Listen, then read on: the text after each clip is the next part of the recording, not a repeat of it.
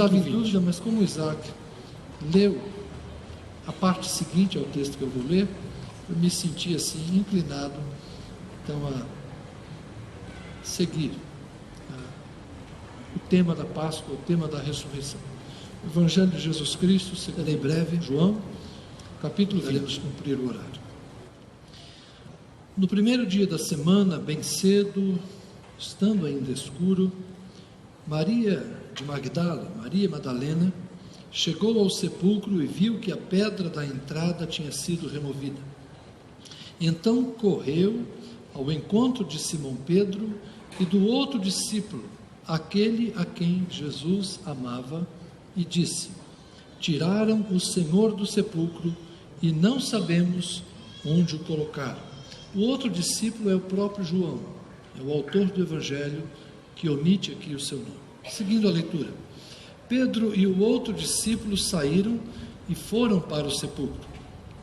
Os dois corriam, mas o outro discípulo foi mais rápido que Pedro e chegou primeiro ao sepulcro. Ele se curvou e olhou para dentro, viu as faixas de linho ali, mas não entrou. A seguir, Simão Pedro, que vinha atrás dele, chegou, entrou no sepulcro e viu as faixas de linho, bem como o lenço que estivera sobre a cabeça de Jesus. Ele estava dobrado à parte, separado das faixas de linho. Depois o outro discípulo, que chegara primeiro ao sepulcro, também entrou. Ele viu e creu. Eles ainda não haviam compreendido que, conforme a Escritura, era necessário que Jesus ressuscitasse dos mortos. Os discípulos voltaram para casa. Maria, porém, ficou à entrada do sepulcro chorando. Enquanto chorava, curvou-se para olhar dentro do sepulcro e viu 2 anjos vestidos de branco sentados onde estivera o corpo de Jesus, um à cabeceira e outro aos pés. Eles lhe perguntaram: mulher, por que você está chorando? Levaram embora o meu Senhor, respondeu ela, e não sei onde o puseram. Nisso ela se voltou e viu Jesus ali, em pé, mas não o reconheceu. Disse ele: mulher, por que está chorando? Quem você está procurando? Pensando que fosse o jardineiro, ela disse: se o Senhor o levou embora, diga-me onde o colocou e eu o levarei. Jesus lhe disse: Maria. Então, voltando-se para ela, Maria exclamou em aramaico: Rabuni, que significa mestre. Jesus disse: não me segure, pois ainda não voltei para o Pai. Vá, porém, a meus irmãos e diga-lhes: estou voltando para meu Pai e Pai de vocês, para meu Deus e Deus de vocês. Maria Madalena foi e anunciou aos discípulos: eu vi o Senhor, e contou o que ele lhe dissera. Amém. Eu gosto de sempre pregar nesse texto do dia da ressurreição. Talvez quem está aqui há mais tempo vai dizer: de novo, o pastor Zé Carlos vai falar nesse texto. Mas é, para mim, um dos textos que mais me emociona. Mas eu quero me ater hoje mais à primeira parte do episódio, em que chega a notícia de que a pedra do templo do sepulcro fora removida, e as mulheres que haviam ido, um grupo de 3 a 4 mulheres, as listas divergem um pouco nos evangelhos. Uma é Maria, mãe de Jesus, outra é Maria Madalena, as outras nem sempre são citadas nominalmente nos 4 evangelhos. As mulheres foram ao sepulcro. Quando chegaram lá, viram que a pedra grande que fechava a gruta onde Jesus fora sepultado estava removida, e então voltaram para contar para os discípulos: olha, uma coisa aconteceu, a sepultura está aberta. É muito diferente do sepultamento que a gente faz hoje. Eram grutas ou naturais ou escavadas na rocha, e os corpos eram colocados como uma espécie de mesas ou de pequenas plataformas que tinha lá dentro. E o lugar onde o corpo de Jesus fora deixado, ninguém ainda tinha visto, porque as mulheres perceberam a remoção da pedra e foram embora. Quando a notícia chega para os homens, Pedro e João correm ao sepulcro para ver o que aconteceu. Aqui na língua grega tem algumas nuances interessantes. As 3 vezes o verbo é traduzido por ver, mas na língua grega João usa 3 verbos diferentes. A primeira percepção é de João, o discípulo mais jovem que corre mais rápido, chega primeiro, e o texto nos diz que ele olha de fora, ele põe o rosto e vê que lá dentro os panos estão lá, mas Jesus não está lá. Ele percebe que alguma coisa aconteceu. Ele vê de fora. Depois chega Pedro, que entra. Pedro é o líder. João sabe sua forma de agir corretamente. Então João olha de fora, Pedro entra. Pedro vê os lenços que estiveram sobre a cabeça de Jesus dobrado e colocado de lado, e os lençóis ali estendidos. O corpo de Jesus como que passou por entre os lençóis. A gente não sabe exatamente o que aconteceu. A mortalha que envolveu Jesus não foi mais necessária para ele. Jesus saiu de lá com algum outro tipo de veste. Eu gosto de pensar que Jesus recebeu vestes espirituais, embora ele ainda tivesse um corpo de carne e osso ressuscitado. Isso é problema de Deus, problema de Jesus, eles resolveram lá a situação dele. Mas Jesus, então, como que passou por dentro das vestes, se levantou, saiu do sepulcro. Quando Pedro olha aqueles tecidos ali, o lenço dobrado, Pedro não entende o que está acontecendo. O texto diz também que ele vê. Então João viu de fora, Pedro viu de dentro, e aí João entra, e o texto diz que ele vê e crê.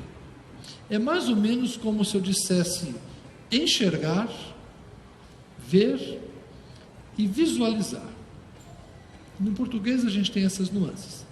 Você está enxergando o que eu estou enxergando? Você está vendo, né? Enxergar para a gente é uma ideia meio vaga, não é? Como se fosse assim, eu estou enxergando, mas você tem nitidez, você tem clareza. É mais ou menos quando eu olho para vocês daqui. Vocês são um grande grupo que olha para mim. Vocês me visualizam melhor do que eu visualizo vocês. Alguns falam, pastor, eu estava lá domingo, mas eu não reparei. Poxa, mas o senhor olhou para mim? Eu olhei, eu olho na direção de quase todo mundo, mas enxergar que tem gente aqui é uma coisa, mas identificar cada pessoa, poder associá-la, sua imagem, o seu rosto, ao seu nome, e processar isso na minha mente, e então dizer, fulano estava lá, ciclano estava lá. Isso é um outro processo que demanda tempo. E como eu estou falando, não estou pensando muito no que eu estou vendo. Então eu estou enxergando vocês. Mas isso não quer dizer que eu estou exatamente vendo, mas eu posso fixar o meu olhar. Você, e perceber algumas coisas.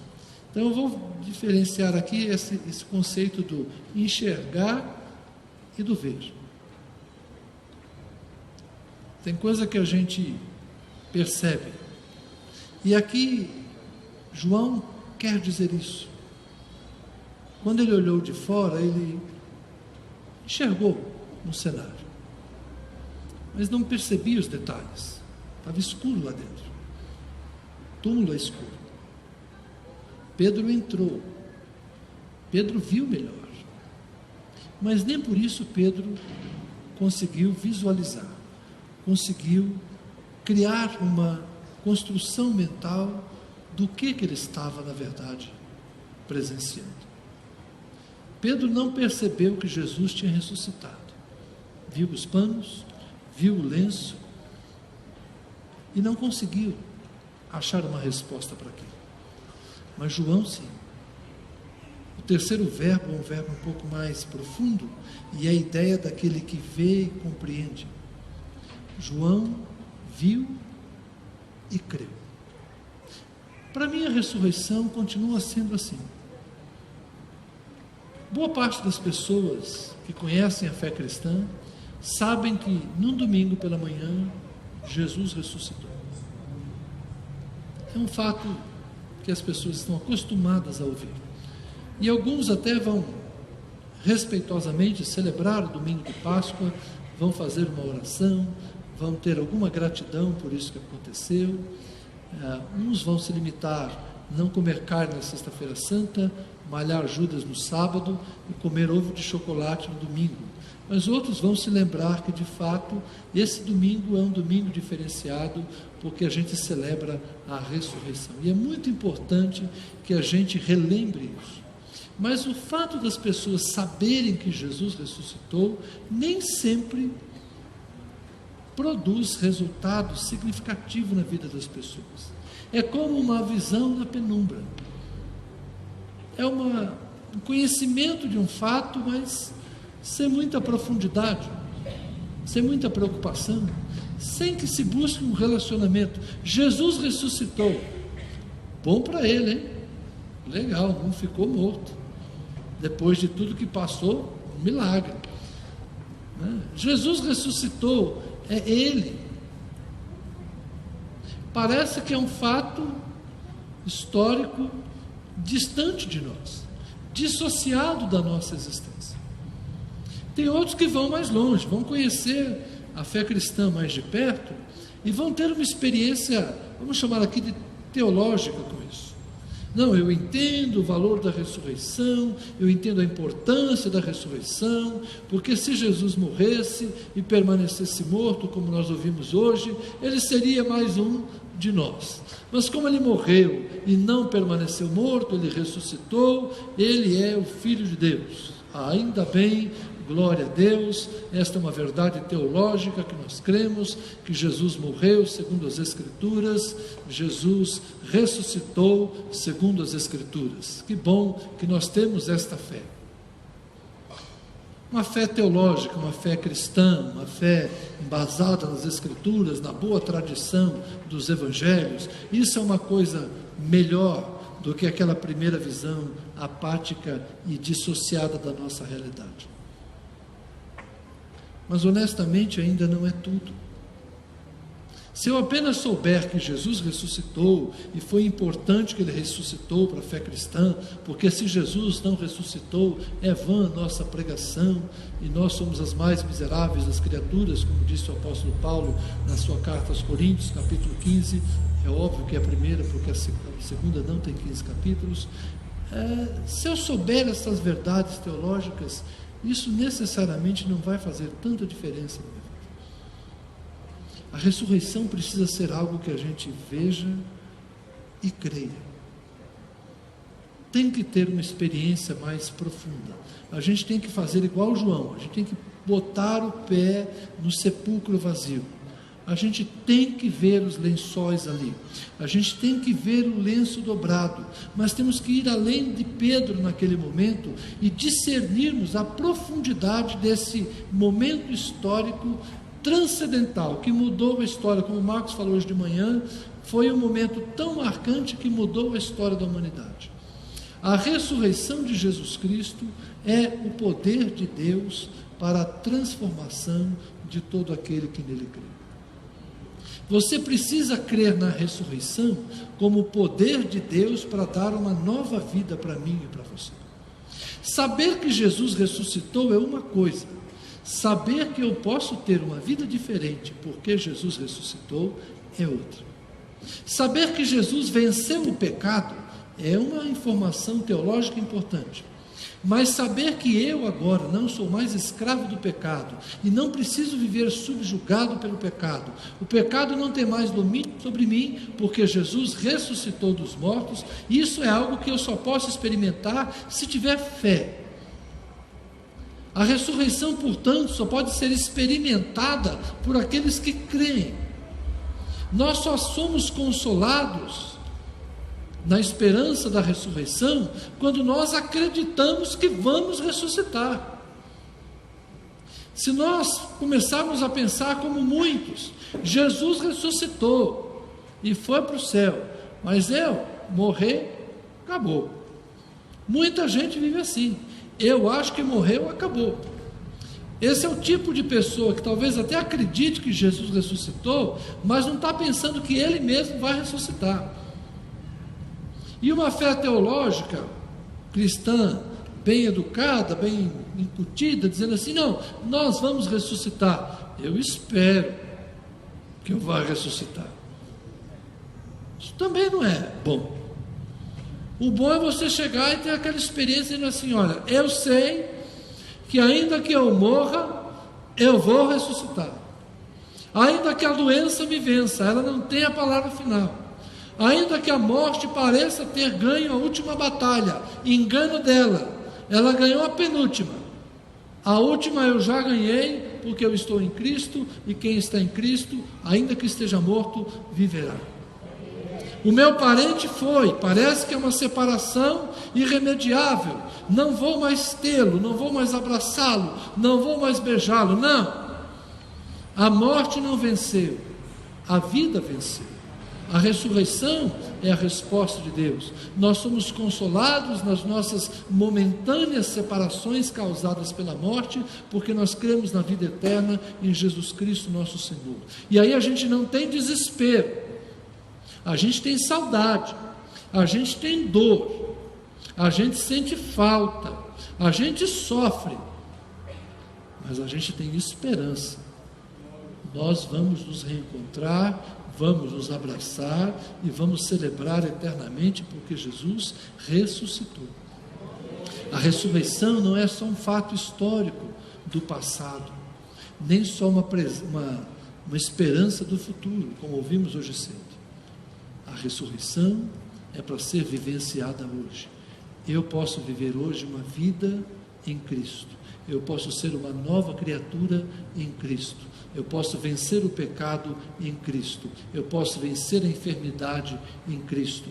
Eu posso vencer a tristeza em Cristo. Eu posso vencer a morte em Cristo. Eu posso superar a minha fraqueza em Cristo. Porque em Cristo nós somos mais do que vencedores em todas estas coisas. Nada nos separa do amor de Deus que está revelado em Cristo Jesus, nosso Senhor. Então celebremos a ressurreição, mas, irmãos, acima disso, nos apropriemos daquilo que a ressurreição de Jesus Cristo nos trouxe. Não se acostume numa vida medíocre, não se acostume numa vida espiritualmente frágil, pobre. Não aceite ser fraco e vencido pela tentação e pelo pecado, como se não houvesse solução para você. A solução já foi oferecida generosamente pela graça de Deus, e ela é a sua vida em Cristo Jesus, nosso Senhor.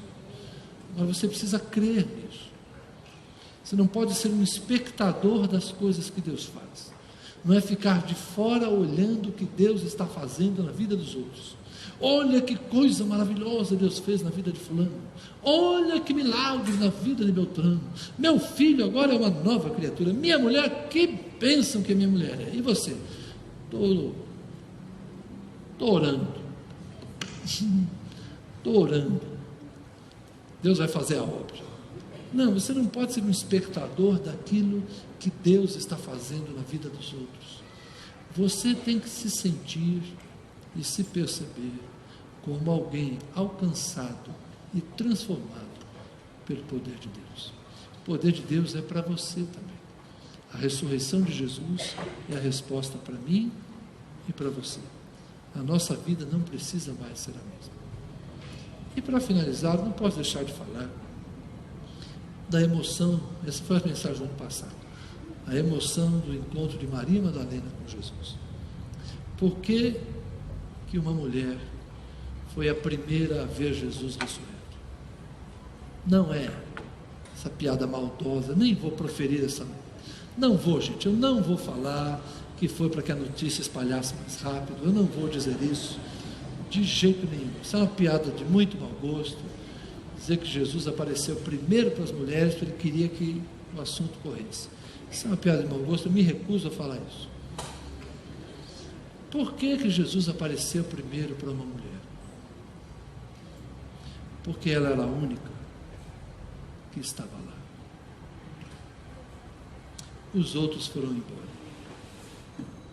Pedro e João foram embora. Não procuraram Jesus.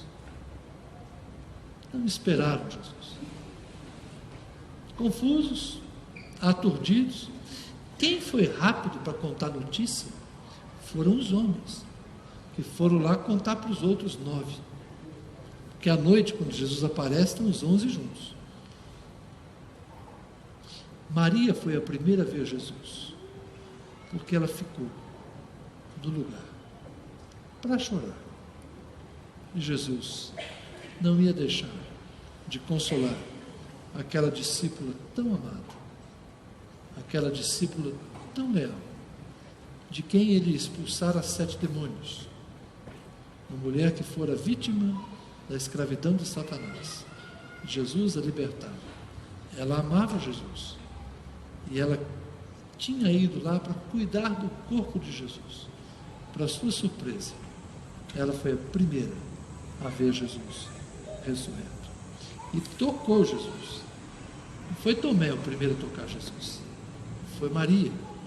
Ela segurou Jesus. Por isso Jesus disse: me solta, Maria, eu preciso ir para o meu pai, não me prende aqui não, eu preciso subir, mas depois eu volto.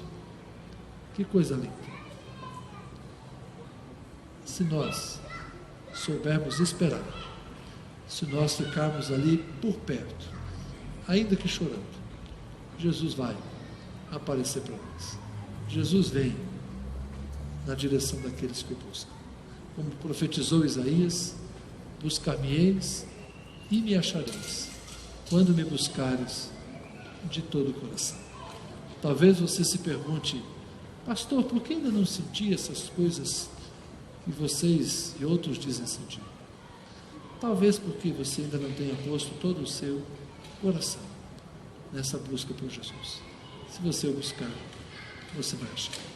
Vamos ficar em pé, vamos orar. Vamos orar.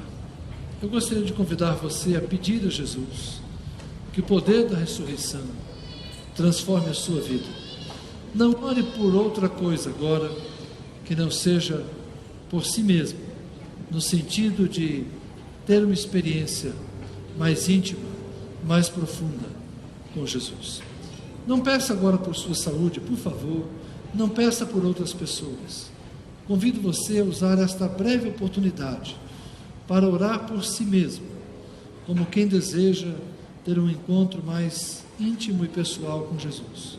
Como Maria de Magdala teve naquele dia, que nós possamos tocar Jesus, perceber Jesus, sentir Jesus, ouvi-lo nos chamar pelo nome. Senhor, eu sei que nos amas, eu sei que me amas, eu sei que amas a cada um dos meus irmãos que está aqui.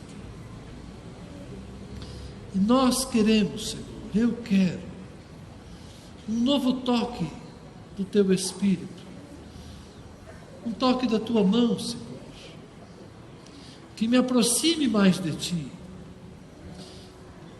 um lapidar que me assemelhe mais a Ti, um lavar, Senhor, que venha das águas que correm do trono de Deus, para me purificar, para dessedentar a minha alma. Senhor, eu quero me encontrar contigo no jardim